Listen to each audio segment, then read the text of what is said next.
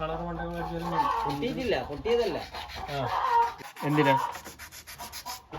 നാടിന്റെ കാര്യമൊന്നുമില്ല, എല്ലായിടത്തും വരണം, തുരുമ്പ് കാണണം. നമുക്ക് അതിനകത്ത് പ്രതിസന്ധി നിൽക്കുന്നത് ഇവിടെയൊക്കെയാണ്.